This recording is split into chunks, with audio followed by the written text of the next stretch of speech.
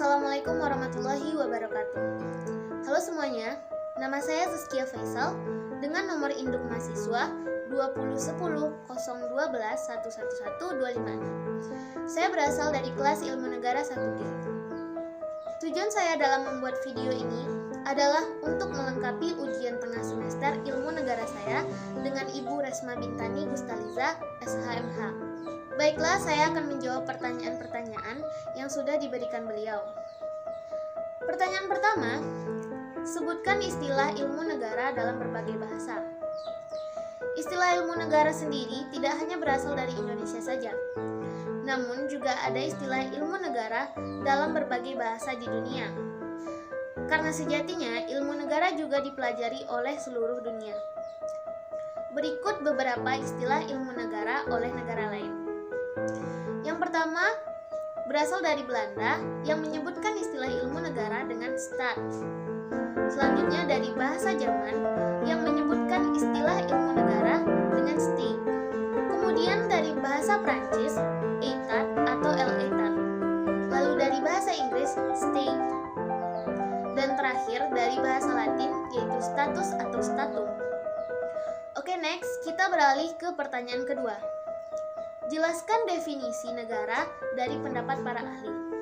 Yang pertama, pendapat dari Aristoteles. Di dalam bukunya Politika, ia merumuskan pandangan tentang negara. Menurutnya, negara adalah persekutuan daripada keluarga dan desa guna memperoleh hidup yang sebaik-baiknya. Pendapat selanjutnya dari Augustinus. Dalam karangannya, ia membagi negara atas dua bagian.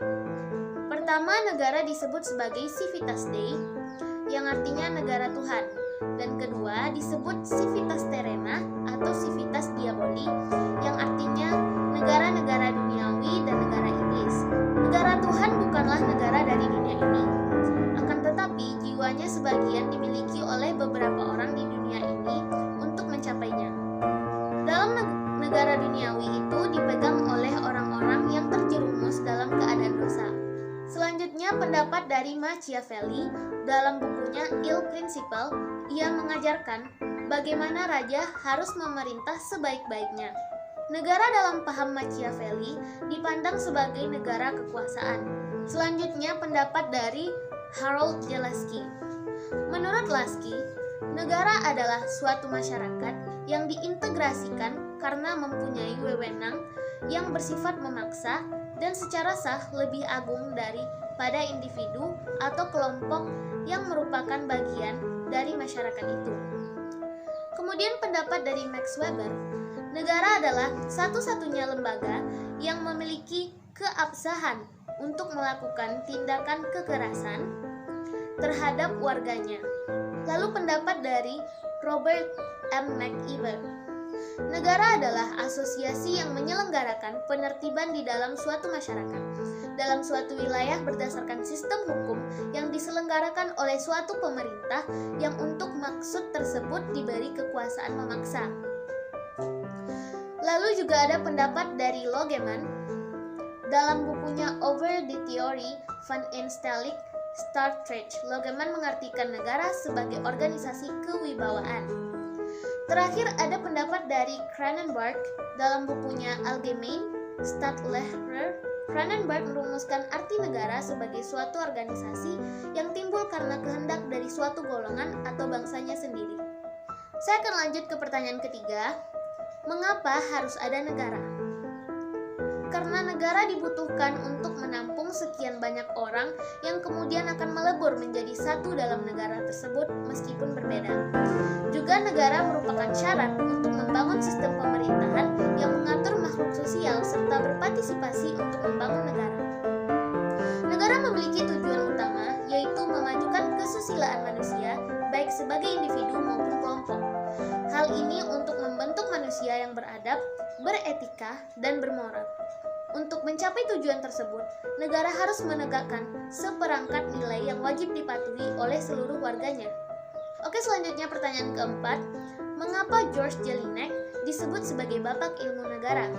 Karena awalnya istilah ilmu negara berasal dari bahasa Belanda, Staatslehre, yang diambil dari istilah bahasa Jerman yaitu Staatslehre, yang merupakan hasil penyelidikan seorang sarjana Jerman bernama George Jelinek dalam bukunya Allgemeine Staatslehre itu. Itulah sebabnya George Jelinek dianggap sebagai bapak ilmu negara. Kemudian pertanyaan kelima, jelaskan pembagian ilmu negara menurut George Jelinek. George Jelinek membagi ilmu negara atas dua. Yang pertama, ilmu negara dalam arti sempit. Staatswissenschaften adalah golongan pengetahuan negara yang menekankan pada negara sebagai objeknya, yaitu hukum tata negara, hukum administrasi negara, dan hukum antar negara. Kemudian ilmu pengetahuan hukum Rechtswissenschaften yaitu menekankan pada segi hukumnya, yaitu hukum perdata, hukum pidana, dan hukum acara pidana atau hukum acara perdata. Kemudian lanjut ke pertanyaan ke-6, jelaskan hubungan ilmu negara dengan ilmu politik dan ilmu negara dengan ilmu hukum tata negara. Yang pertama kita akan membahas hubungan ilmu negara dengan ilmu politik. Ilmu negara menitik beratkan pada sifat-sifat teoritis tentang azas-azas pokok dan pengertian-pengertian pokok tentang negara. Karena itu, kurang dinamis. Ilmu politik lebih menitik beratkan kepada faktor-faktor yang konkret, terutama berpusat kepada gejala-gejala kekuasaan, baik mengenai organisasi negara maupun yang memengaruhi pelaksanaan tugas negara. Oleh karena itu, lebih dinamis dan hidup. Selanjutnya, hubungan ilmu negara dengan hukum tata negara.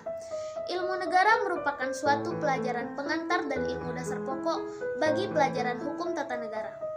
Karenanya, hukum tata negara tidak dapat dipelajari secara ilmiah dan teratur sebelum terlebih dahulu dipelajari pengetahuan tentang pengertian-pengertian pokok dan sendi-sendi pokok daripada negara umumnya. Selanjutnya, pertanyaan ke-7 yang menjadi pertanyaan terakhir.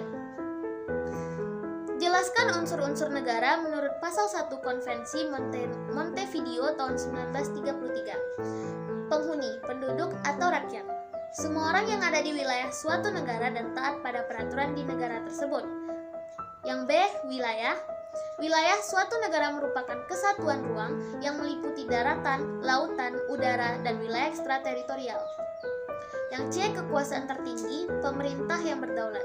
Suatu pemerintah yang mempunyai kekuasaan tertinggi untuk mengamankan, mempertahankan, mengatur, dan melancarkan tata cara penyelenggaraan pemerintahan negara secara penuh.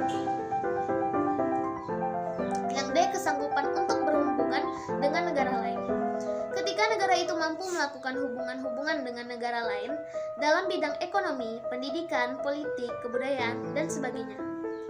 Yang E. Pengakuan dari negara lain merupakan bukti sahnya hadir atau terbentuknya negara yang berhak untuk terhindar dari ancaman dan campur tangan negara lain. Itulah jawaban dari saya atas pertanyaan-pertanyaannya. Sekian dari saya, terima kasih. Assalamualaikum warahmatullahi wabarakatuh.